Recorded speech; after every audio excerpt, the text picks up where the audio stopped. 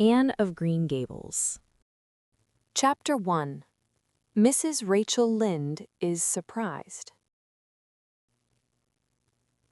Mrs. Rachel Lynde lived just where the Avonlea main road dipped down into a little hollow, fringed with alders and ladies' eardrops, and traversed by a brook that had its source away back in the woods of the old Cuthbert place. It was reputed to be an intricate, headlong brook in its earlier course through those woods, with dark secrets of cool and cascade. But by the time it reached Lynn's Hollow, it was a quiet, well-conducted little stream. For not even a brook could run past Mrs. Rachel Lynde's door without due regard for decency and decorum. It probably was conscious that Mrs. Rachel was sitting at her window, keeping a sharp eye on everything that passed, from brooks and children up, and that if she noticed anything odd or out of place, she would never rest until she had ferreted out the whys and wherefores thereof. There are plenty of people, in Avonlea and out of it, who can attend closely to their neighbor's business by dint of neglecting their own. But Mrs. Rachel Lynde was one of those capable creatures who can manage their own concerns and those of other folks into the bargain. She was a notable housewife. Her work was always done and well done. She ran the sewing circle, helped run the Sunday school, and was the strongest prop of the Church Aid Society and Foreign Missions Auxiliary. Yet with all this, Mrs. Rachel found abundant time to sit for hours at her kitchen window, knitting cotton warp quilts. She had knitted 16 of them, as Avonlea housekeepers were wont to tell in awed voices, and keeping a sharp eye on the main road that crossed the hollow and wound up the steep red hill beyond. Since Avonlea occupied a little triangular peninsula jutting out into the Gulf of St. Lawrence, with water on two sides of it, anybody who went out of it or into it had to pass over that hill road and so run the unseen gauntlet of Mrs. Rachel's all-seeing eye. She was sitting there one afternoon in early June. The sun was coming in at the window, warm and bright. The orchard on the slope below the house was in a bridal flush of pinky white bloom, hummed over by a myriad of bees. Thomas Lynde, a meek little man whom Avonlea people called Rachel Lynde's husband, was sowing his late turnip seed on the hill field beyond the barn. And Matthew Cuthbert ought to have been sowing his on the big red brook field away over by Green Gables. Mrs. Rachel Lynde knew she ought, because she had heard him tell Peter Morrison the evening before in William J. Blair's store over at Carmody that he meant to sow his turnip seed the next afternoon. Peter had asked him, of course, for Matthew Cuthbert had never been known to volunteer information about anything in his whole life. And yet, here was Matthew Cuthbert at 3:30 on the afternoon of a busy day, placidly driving over the hollow and up the hill. Moreover, he wore a white collar and his best suit of clothes, which was plain proof that he was going out of Avonlea. And he had the buggy and the sorrel mare, which betokened that he was going a considerable distance. Now, where was Matthew Cuthbert going, and why was he going there? Had it been any other man in Avonlea, Mrs. Rachel, deftly putting this and that together, might have given a pretty good guess as to both questions. But Matthew so rarely went from home that it must be something pressing and unusual which was taking him. He was the shyest man alive and hated to have to go among strangers or to any place where he might have to talk. Matthew, dressed up with a white collar and driving in a buggy, was something that didn't happen often. Mrs. Rachel, ponder as she might, could make nothing of it, and her afternoon's enjoyment was spoiled.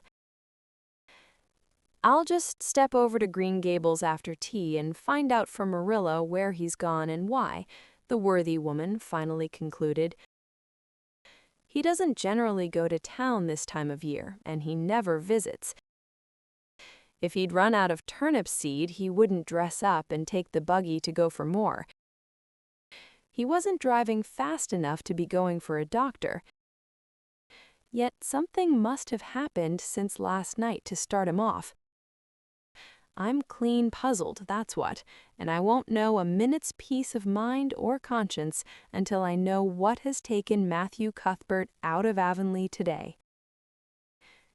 Accordingly, after tea, Mrs. Rachel set out. She had not far to go. The big, rambling, orchard-embowered house where the Cuthberts lived was a scant quarter of a mile up the road from Lynn's Hollow. To be sure, the long lane made it a good deal further. Matthew Cuthbert's father, as shy and silent as his son after him, had got as far away as he possibly could from his fellow men without actually retreating into the woods when he founded his homestead. Green Gables was built at the furthest edge of his cleared land, and there it was to this day, barely visible from the main road along which all the other Avonlea houses were so sociably situated. Mrs. Rachel Lynde did not call living in such a place living at all. "It's just staying, that's what," she said, as she stepped along the deep-rutted, grassy lane bordered with wild rose bushes. "It's no wonder Matthew and Marilla are both a little odd, living away back here by themselves.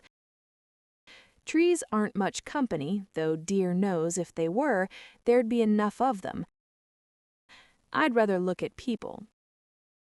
To be sure, they seem contented enough, but then I suppose they're used to it. A body can get used to anything, even to being hanged, as the Irishman said." With this, Mrs. Rachel stepped out of the lane into the backyard of Green Gables. Very green and neat and precise was that yard, set about on one side with great patriarchal willows, and on the other with prim Lombardies. Not a stray stick nor stone was to be seen, for Mrs. Rachel would have seen it if there had been. Privately, she was of the opinion that Marilla Cuthbert swept that yard over as often as she swept her house. One could have eaten a meal off the ground without overbrimming the proverbial peck of dirt. Mrs. Rachel rapped smartly at the kitchen door and stepped in when bidden to do so. The kitchen at Green Gables was a cheerful apartment, or would have been cheerful if it had not been so painfully clean as to give it something of the appearance of an unused parlor. Its windows looked east and west. Through the west one, looking out on the backyard, came a flood of mellow June sunlight. But the east one, whence you got a glimpse of the bloom-white cherry trees in the left orchard and nodding, slender birches down in the hollow by the brook, was greened over by a tangle of vines. Here sat Marilla Cuthbert, when she sat at all, always slightly distrustful of sunshine, which seemed to her too dancing and irresponsible a thing for a world which was meant to be taken seriously. And here she sat now, knitting, and the cable behind her was laid for supper.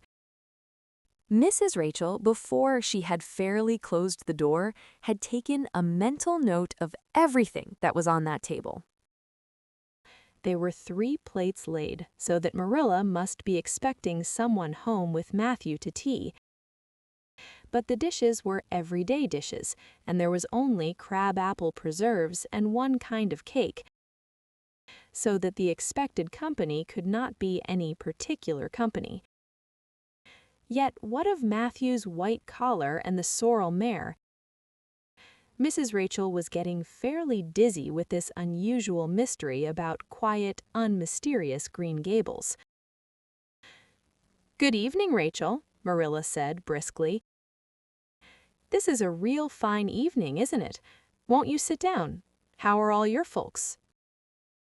Something that, for lack of any other name, might be called friendship existed, and always had existed between Marilla Cuthbert and Mrs. Rachel. In spite of, or perhaps because of, their dissimilarity.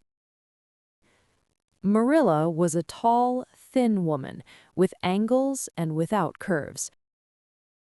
Her dark hair showed some gray streaks and was always twisted up in a hard little knot behind, with 2 wire hairpins stuck aggressively through it. She looked like a woman of narrow experience and rigid conscience, which she was. But there was a saving something about her mouth which, if it had been ever so slightly developed, might have been considered indicative of a sense of humor. "We're all pretty well," said Mrs. Rachel. "I was kind of afraid you weren't, though, when I saw Matthew starting off today. I thought maybe he was going to the doctor's." Marilla's lips twitched understandingly. She had expected Mrs. Rachel up. She had known that the sight of Matthew jaunting off so unaccountably would be too much for her neighbor's curiosity. "Oh, no, I'm quite well, although I had a bad headache yesterday," she said. "Matthew went to Bright River. We're getting a little boy from an orphan asylum in Nova Scotia, and he's coming on the train tonight." If Marilla had said that Matthew had gone to Bright River to meet a kangaroo from Australia, Mrs. Rachel could not have been more astonished. She was actually stricken dumb for 5 seconds. It was unsupposable that Marilla was making fun of her, but Mrs. Rachel was almost forced to suppose it. "Are you in earnest, Marilla?" she demanded when voice returned to her. "Yes, of course," said Marilla, as if getting boys from orphan asylums in Nova Scotia were part of the usual spring work on any well-regulated Avonlea farm instead of being an unheard-of innovation. Mrs. Rachel felt that she had received a severe mental jolt. She thought in exclamation points. A boy? Marilla and Matthew Cuthbert, of all people, adopting a boy from an orphan asylum? Well, the world was certainly turning upside down. She would be surprised at nothing after this. Nothing. "What on earth put such a notion into your head?" she demanded disapprovingly. This had been done without her advice being asked, and must perforce be disapproved. "Well, we've been thinking about it for some time, all winter, in fact," returned Marilla. "Mrs. Alexander Spencer was up here one day before Christmas, and she said she was going to get a little girl from the asylum over in Hopeton in the spring. Her cousin lives there, and Mrs. Spencer has visited her and knows all about it. So Matthew and I have talked it over off and on ever since. We thought we'd get a boy. Matthew is getting up in years, you know. He's 60, and he isn't so spry as he once was. His heart troubles him a good deal, and you know how desperate hard it's got to be to get hired help. There's never anybody to be had but those stupid, half-grown little French boys. And as soon as you do get one broke into your ways and taught something, he's up and off to the lobster canneries or the States. At first, Matthew suggested getting a home boy, but I said no flat to that. They may be all right, I'm not saying they're not, but no London street Arabs for me, I said. Give me a native born, at least. There'll be a risk, no matter who we get. but I'll feel easier in my mind and sleep sounder at nights if we get a born Canadian." So in the end, we decided to ask Mrs. Spencer to pick us out one when she went over to get her little girl. We heard last week she was going, so we sent her word by Richard Spencer's folks at Carmody to bring us a smart, likely boy of about 10 or 11. We decided that would be the best age, old enough to be of some use in doing chores right off, and young enough to be trained up proper. We mean to give him a good home and schooling. We had a telegram from Mrs. Alexander Spencer today. The mailman brought it from the station, saying they were coming on the 5:30 train tonight. So Matthew went to Bright River to meet him. Mrs. Spencer will drop him off there. Of course, she goes on to White Sands Station herself. Mrs. Rachel prided herself on always speaking her mind. She proceeded to speak it now, having adjusted her mental attitude to this amazing piece of news. "Well, Marilla, I'll just tell you plain that I think you're doing a mighty foolish thing, a risky thing, that's what. You don't know what you're getting. You're bringing a strange child into your house and home, and you don't know a single thing about him, nor what his disposition is like, nor what sort of parents he had, nor how he's likely to turn out. Why, it was only last week I read in the paper how a man and his wife up west of the island took a boy out of an orphan asylum, and he set fire to the house at night, set it on purpose, Marilla, and nearly burnt them to a crisp in their beds. And I know another case where an adopted boy used to suck the eggs. They couldn't break him of it. If you had asked my advice in the matter, which you didn't do, Marilla, I'd have said for mercy's sake not to think of such a thing. That's what." This Job's comforting seemed neither to offend nor to alarm Marilla. She knitted steadily on. "I don't deny there's something in what you say, Rachel. I've had some qualms myself. But Matthew was terrible set on it. I could see that, so I gave in. It's so seldom Matthew sets his mind on anything that when he does, I always feel it's my duty to give in. And as for the risk, there's risks in pretty near everything a body does in this world. There's risks in people's having children of their own, if it comes to that. They don't always turn out well. And then Nova Scotia is right close to the island. It isn't as if we were getting him from England or the States. He can't be much different from ourselves." "Well, I hope it will turn out all right," said Mrs. Rachel in a tone that plainly indicated her painful doubts. "Only don't say I didn't warn you if he burns Green Gables down or puts strychnine in the well. I heard of a case over in New Brunswick where an orphan asylum child did that, and the whole family died in fearful agonies. Only it was a girl in that instance." "Well, we're not getting a girl," said Marilla. As if poisoning wells were a purely feminine accomplishment and not to be dreaded in the case of a boy. "I'd never dream of taking a girl to bring up. I wonder at Mrs. Alexander Spencer for doing it.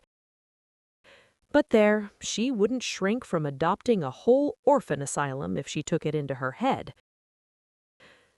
Mrs. Rachel would have liked to stay until Matthew came home with his imported orphan. But reflecting that it would be a good 2 hours at least before his arrival, she concluded to go up the road to Robert Bell and tell the news.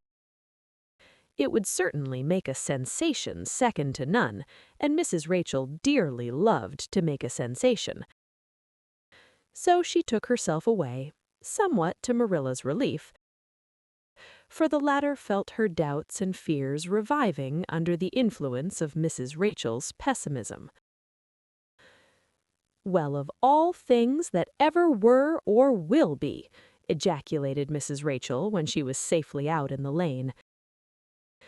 "It does really seem as if I must be dreaming. Well, I'm sorry for that poor young one, and no mistake. Matthew and Marilla don't know anything about children, and they'll expect him to be wiser and steadier than his own grandfather. If so be's he ever had a grandfather, which is doubtful. It seems uncanny to think of a child at Green Gables somehow. There's never been one there, for Matthew and Marilla were grown up when the new house was built. If they ever were children, which is hard to believe when one looks at them, I wouldn't be in that orphan's shoes for anything.